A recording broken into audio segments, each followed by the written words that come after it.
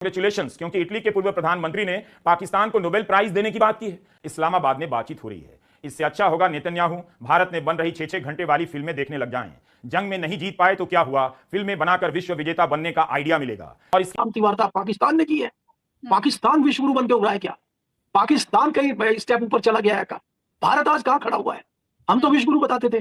क्या ये बात कि पाकिस्तान जैसा मुल्क अब शांति का मसीहा बनेगा, वो अमेरिका और ईरान के बीच शांति वार्ता करवाएगा, मध्यस्थता करेगा। ये पाकिस्तान के लिए बहुत बड़ी उपलब्धि है और भारत के लिए ये डूब मरने वाली स्थिति है, जहां भारत में सीजफायर हो चुका है और ये सीजफायर कराने वाला है जिसके पास खाने को भी नहीं है, यानी कि खाने तक की तंगी जिसके पास है, यानी कि पाकिस्तान। उसने अमेरिका और ईरान के बीच में सीजफायर करा दिया है, जिसको सूचना देते हुए अमेरिका के राष्ट्रपति ट्रंप पहली ही लाइन में पाकिस्तान के प्रधानमंत्री शहबाज शरीफ और फील्ड मार्शल आसिफ मुनीर का जिक्र करते हैं। एस जयशंकर ने अपना मेयार इस मामले में बहुत छोटा कर लिया जब उन्होंने कहा हम दलाल देश नहीं है। इस्लामाबाद अकॉर्ड जो चिचोरा मीडिएटर बेगर्स था वो मीडिएटर बन गया अपने इस मामले में, और पाकिस्तान कहीं ना कहीं एक नई ताकत बन के उभरा है। पहले हम मजाक उड़ाते थे पाकिस्तान का, हम कह रहे थे हमें दलाली नहीं करनी है, वो तो दलाल देश है। इस्लामाबाद में शांति वार्ता चल रही है और भारत मूक दर्शक बना हुआ है।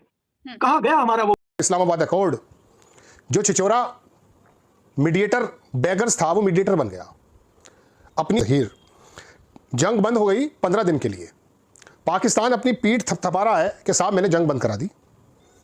रात को 1 बजे ट्वीट किया उसने, सुबह 5 बजे से पहले ट्रंप ने ऐलान कर दिया कि ठीक है 15 दिन के लिए जंग बंद, इस्लामाबाद में बात होगी। इस्लामाबाद अकॉर्डिंग मौजूदा रिजीम इमरान खान को जेल में डाल करके वहाँ का आसिफ मुनीर जो धमका रहा था शिया हजरात के उलमा को और ईरान भेजने की धमकी दे रहा था, अचानक हीरो बन के निकल कर आया और दुनिया में जताने लगे।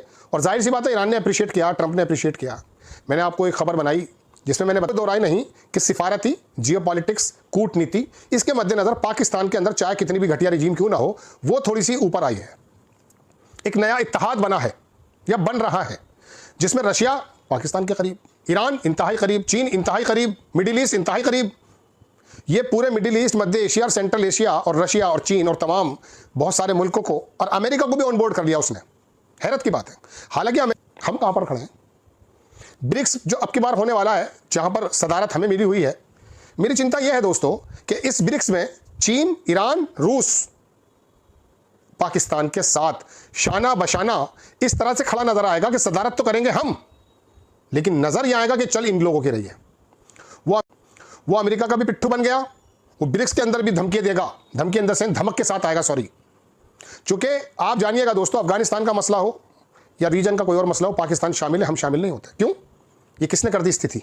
1953 से लेकर आज तक दुनिया के अंदर मोदी रकाल को हटा दिया जाए, जब जब बड़ी घटनाएं हुई हैं भारत शामिल रहा है। बीच में सीजफायर हो चुका है और ये सीजफायर कराने वाला है जिसके पास खाने को भी नहीं है, यानी कि खाने तक की तंगी जिसके पास है, यानी कि पाकिस्तान। उसने अमेरिका और ईरान के बीच में सीजफायर करा दिया है, जिसको लेकर अब सवाल उठ रहे हैं कि आखिर विश्व गुरु होने का दावा करने वाले प्रधानमंत्री नरेंद्र मोदी 56 इंच का जो दावा ठोकते रहते हैं देश भर में, वो क्यों नहीं इस सीजफायर की कड़ी में दिखाई दिए हैं। इसी को लेकर के अब कांग्रेस भड़क उठी है और कांग्रेस की ओर से कांग्रेस महासचिव जयराम रमेश का बयान सामने आया है। उन्होंने कहा है कि 56 इंच अब सिकुड़ गया है। इसी पर इससे लंबे दिनों तक ईरान, अमेरिका, इजराइल के बीच में लंबा युद्ध चला है। अब आखिर पाकिस्तान ने दोनों के बीच में सीजफायर कराया है। इसको लेकर सवाल उठ रहे हैं कि आखिर मोदी सरकार की चुप्पी क्यों रही है और पाकिस्तान ने जिस तरीके से पहल कराई है। मोदी जी दावा करते हैं कि अमेरिका यानी कि ट्रंप हमारा बहुत अच्छा दोस्त है, तो फिर मोदी जी की तरफ क्यों नहीं ये पहल की गई कि सीजफायर के लिए उनको बीच में लाया जाए। इसको लेकर सवाल उठ रहे हैं और इस पर जयराम रमेश का आया है बयान। उन्होंने कहा है कि 56 इंच का सीना सिकुड़ गया है। इसको लेकर आप क्या कुछ कहते हैं, किस तरीके से इस बयान को देखते हैं? देखिए आकांक्षा, हमें पहले ये समझना होगा कि जिस प्रकार से पाकिस्तान शांति दूत बन के उभरा है, ये पाकिस्तान के लिए बहुत बड़ी उपलब्धि है और भारत के लिए ये डूब मरने वाली स्थिति है। जहां भारत की तरफ पूरी दुनिया देख रही थी पिछले करीब 1.5 महीने से कि भारत कुछ एक्शन करेगा, भारत कुछ करेगा, वहां भारत इजराइल से लौट रहा है युद्ध के 2 दिन पहले। बड़ी स्पष्ट स्थिति भारत की थी और भारत इसमें पीछे पहुंच गया है इस मामले में, और पाकिस्तान कहीं ना कहीं एक नई ताकत बन के उभरा है। पहले हम मजाक उड़ाते थे पाकिस्तान का, हम कह रहे थे हमें दलाली नहीं करनी है, वो तो दलाल देश है। जिस पाकिस्तान को हम आतंकवादियों की आरामगाह कहते थे, वो पाकिस्तान जो आतंकवादियों को पालने का काम करता था, आज वो विश्व में शांति दूत के रूप में खड़ा हुआ है। आप सोचिए, इस्लामाबाद में शांति वार्ता चल रही है और भारत मूक दर्शक बना हुआ है। कहां गया हमारा वो विश्व गुरु वाला नेतृत्व? कहां गई हमारी विश्व नीति और कूटनीति और विदेश नीति? क्या इसी दिन के लिए? बात यह है कि अगर भारत को देखें, हम लोग सिर्फ चुनाव जीतने के लिए 5 राज्यों में घूम रहे हैं, हमारे प्रधानमंत्री और गृह मंत्री। दुनिया में क्या हो रहा है, मध्य एशिया में क्या चल रहा है, ईरान में क्या हो रहा है, इजराइल में क्या हो रहा है, अमेरिका क्या कर रहा है, हमें कुछ नहीं पता। धीरे धीरे चाइना क्या कर रहा है। भारत अभी बहुत खराब स्थिति में है और भारत की जो राजनीति है, भारत की जो कूटनीति है, वो हमारी समझ से परे है। आप ये देखिए जिस प्रकार से अमेरिका व्यवहार कर रहा है। हमारा ऑपरेशन सिंदूर को बताया कि हमने रुकवाया है। ऑपरेशन सिंदूर क्यों रुका, ऑपरेशन सिंदूर में क्या हुआ, आज तक सरकार ने क्लियर नहीं किया है। ईरान से हमारे इतने पुराने संबंध थे, रशिया हमारा दोस्त था, आज दोनों हमसे दूर हैं। ईरान हमें सस्ता तेल देता था, भारतीय रुपए में तेल देता था, हमारा इतना सहयोग करता था और हमने 2 शब्द उसके लिए आज तक नहीं बोले। बिल्कुल सर, सवाल। लेकिन भारत की ओर से, प्रधानमंत्री नरेंद्र मोदी की ओर से ऐसा कोई भी बयान नहीं दिया गया, कोई भी शोक संवेदना नहीं उनके प्रति दिखाई गई। इसको लेकर भी काफी सारे सवाल उठे थे और यही कहा गया था कि भारत सरकार की चुप्पी को लेकर के लगातार सवाल उठे और कहा गया कि आखिर क्यों नहीं बोला गया, क्योंकि ईरान हमारा जहां पे दिखनी चाहिए थी विश्वगुरु की एक छवि, वहां पर क्यों नहीं दिखती है और पाकिस्तान वहां पर ओवरटेक कर लेता है। वो पाकिस्तान देखिए जो छवि बनाई गई थी विश्वगुरु की, अब पता लगता है कि ये शगुफा था। 56 इंच की छाती का गुब्बारा फुलाया गया था सिर्फ कागजों में और कहने में और सोशल मीडिया में फुलाया गया था। ये था नहीं है वास्तव में। आप ये देखिए, एक ऐसे देश का प्रधानमंत्री ट्वीट कर रहा है आज जो चर्चा का विषय पूरी दुनिया में बना हुआ है, जिस चीज की हम आशा कर रहे थे कि भारत शांति दूत बनेगा और कहीं ना कहीं भारत के लिए इतना गोल्डन पीरियड था, इतना गोल्डन चांस था, इतना सुनहरा अवसर हमारे पास था कि हमें अपनी ताकत दिखाने का, हमें अपनी कूटनीति रणनीति दिखाने का इतना अच्छा अवसर मिला था जो हमने अपनी मूर्खता के लिए गंवा दिया। आज पाकिस्तान ने उस मौके को हाथों हाथ लिया और आज पाकिस्तान के प्रधानमंत्री का एक एक फोन आता है। शाहनवाज शरीफ ट्वीट करते हैं कि 15 दिन का सीज फायर हो गया है, अमेरिका और इजराइल और ईरान से बात हो गई है, तीनों देश सहमत हैं और खाली इजराइल और अमेरिका ईरान पे ही हमले नहीं रोकेगा, बाकी दुनिया में अगर किसी भी देश पे इजराइल हमला कर रहा है, चाहे ईरान हमला कर रहा है, चाहे किसी पश्चिमी देश पे, खाड़ी देश पे हमला हो रहा है, सारे हमले रुकेंगे 15 दिन। ये शांति वार्ता पाकिस्तान ने की है। पाकिस्तान विश्वगुरु बन के उभरा है क्या? पाकिस्तान कई स्टेप ऊपर चला गया है क्या? भारत आज कहां खड़ा हुआ है? हम तो विश्वगुरु बताते थे। क्या ये बातें भारतीय जनता पार्टी और संघ को हजम हो रही है क्या? क्या आप यही चाहते थे क्या?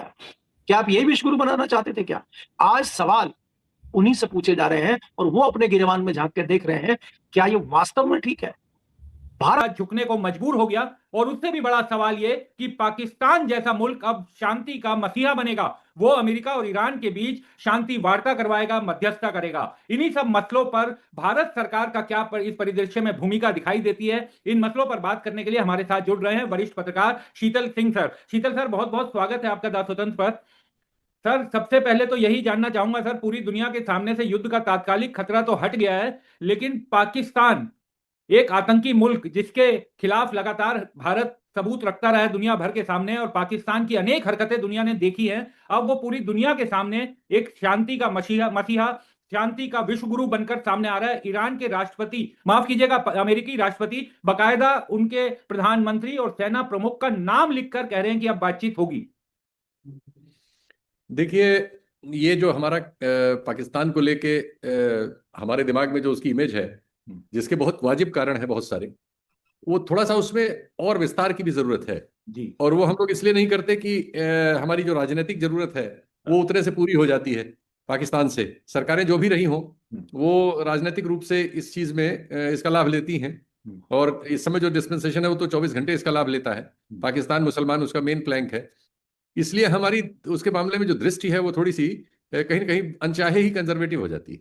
एक्चुअली पाकिस्तान जो जिस हाल में है, इसमें पश्चिम की बहुत बड़ी भूमिका है। आजादी के बाद पाकिस्तान को लगातार पहले ब्रिटिश सरकार ने, बाद में अमेरिकी सरकार ने नर्स किया और उसको एक गुंडे के तौर पे यहाँ डेवलप करने की कोशिश की, जिसके जरिए वो बहुत सारे एरिया में और भारत समेत सब पर छेड़खानी रख सके जब सोवियत संघ के। अब वही भूमिका जो है इस घटना में क्या हुआ कि वो पाकिस्तान के लिए वरदान बन गई और अमेरिका के लिए भी रास्ता बन गई और भारत के लिए एक अजीब कठिनाई बन गई। एक सवाल बन के हमारे एंकरों के सामने है जो आपने प्रस्तुत किया।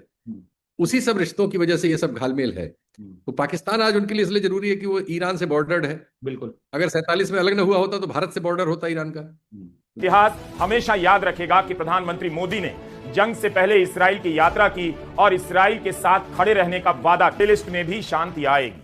सीज फायर बहुत बड़ी घटना है और इसकी सूचना देते हुए अमेरिका के राष्ट्रपति ट्रंप पहली ही लाइन में पाकिस्तान के प्रधानमंत्री शाहबाज शरीफ और फील्ड मार्शल आसिफ मुनीर का जिक्र करते हैं। भारत के विदेश मंत्री एस जयशंकर ने अपना मेयार इस मामले में बहुत छोटा कर लिया जब उन्होंने कहा, हम दलाल देश नहीं हैं। आप इस बयान पर हमारा वीडियो फिर से देखिएगा। सीज फायर की खबर आने के कई घंटे तक प्रधानमंत्री मोदी का कोई बयान नहीं आया। वे 8 अप्रैल की दोपहर तक मुद्रा योजना के बारे में ट्वीट करते रहे। शहबाज शरीफ के ट्वीट के 8 घंटे बाद भारत के विदेश मंत्रालय की तरफ से प्रतिक्रिया आई, जिसमें युद्ध विराम का स्वागत किया गया है। उम्मीद जताई गई है कि होर्मुज से यातायात शुरू होगा।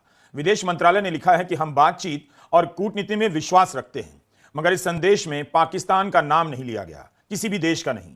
पाकिस्तान के प्रधानमंत्री शाहबाज शरीफ ने ईरान और अमेरिका की बातचीत को इस्लामाबाद टॉक्स कहा है। शाहबाज शरीफ के ट्वीट में अपने फ्रेंड्स के बीच बीबी कहे जाने वाले नेतन्याहू का जिक्र तक नहीं है। भारत के प्रधानमंत्री मोदी युद्ध से पहले इस्राइल चले गए, जिसे कई लोग कूटनीति का डिजास्टर कहने लगे हैं। उस बीबी का नाम ना ट्रंप ले रहे हैं ना शाहबाज शरीफ। झगड़ा इस्राइल और ईरान के बीच का ही है, मगर इस्राइल का नाम नहीं। इस्राइल के विपक्षी नेता याइर लपिद ने लिखा है कि हमारे इतिहास में इतना बड़ा पॉलिटिकल डिजास्टर कभी नहीं हुआ। इस्राइल की सुरक्षा को लेकर फैसले हो रहे थे और हम मेज पर ही नहीं थे।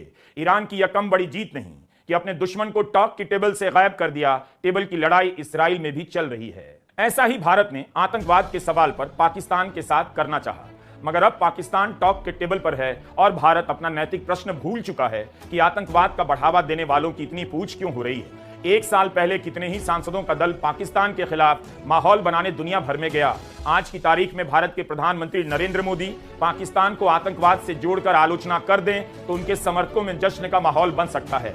Time has come but he hasn't. Let me come to the point. Pakistan के प्रधानमंत्री शाहबाज शरीफ का पोस्ट 120 वर्ड्स का है, ट्रंप का 202 शब्दों का। हो सकता है शाहबाज शरीफ का अगला पोस्ट 400 शब्दों का हो और ट्रंप का 15 अक्षरों वाले एक शब्द का। कांग्रेचुलेशंस, क्योंकि इटली के पूर्व प्रधानमंत्री ने पाकिस्तान को नोबेल प्राइज देने की बात की है। पाकिस्तान ने ट्रंप को नोबेल प्राइज देने की बात की थी और पता चल रहा है कि मिल भी गया पाकिस्तान को। तब ट्रंप क्या करेंगे? क्लाइमेट चेंज का दौर है, गर्मी के मौसम में बर्फ पड़ सकती है। ईयू की अध्यक्ष ने पाकिस्तान का शुक्रिया अदा किया है। जर्मनी के चांसलर ने पाकिस्तान की तारीफ की है। गोदी चैनलों को मत देखा कीजिए, कौन कौन सी शर्तें हैं 10 बातें बता बताकर आपको पका देंगे। उनके ग्लोबल लीडर की क्या भूमिका है पूछ भी नहीं पाएंगे। पाकिस्तान के प्रधानमंत्री ने अंग्रेजी में लिखा है, जिसका अनुवाद मैंने हिंदी में किया है। शरीफ कहते हैं, पूरी विनम्रता के साथ मुझे इस बात की घोषणा करते हुए अपार प्रसन्नता हो रही है कि ईरान और अमेरिका, उसके सहयोगी सब लेबनान सहित हर तरफ सीज फायर के लिए तैयार हो गए हैं। सीज फायर तत्काल प्रभाव से लागू होगा। मैं 10 अप्रैल 2026 शुक्रवार को इस्लामाबाद में दोनों देशों के प्रतिनिधियों का खुले दिल से स्वागत करता हूं। दोनों पक्षों ने जिस विवेक और समझदारी का प्रदर्शन किया है, मुझे उम्मीद है कि इस्लामाबाद टॉक सतत शांति के लक्ष्यों को हासिल कर सकेगा। आने वाले दिनों में हम कुछ अच्छे समाचार आपसे साझा कर सकेंगे। अगर अब भी ट्रंप के बयान में जरा भी भरोसा है तो सीज फायर की सफलता तय लगती है, क्योंकि जिस प्लान के प्रधानमंत्री शाहबाज शरीफ ने साफ साफ लिखा है, सब जगह युद्ध विराम होगा, लेबनान में भी होगा। लेबनान एक कमजोर देश है, उसकी जमीन को कब्जा कर। अगर आप भारत पर पाकिस्तान का रिएक्शन देखना और सुनना पसंद करते हैं तो हमारे चैनल उज़ैर क्रिकेट को लाजमी सब्सक्राइब करें। आपसे अगली वीडियो में मुलाकात होगी, तब तक के लिए अल्लाह हाफ़िज़।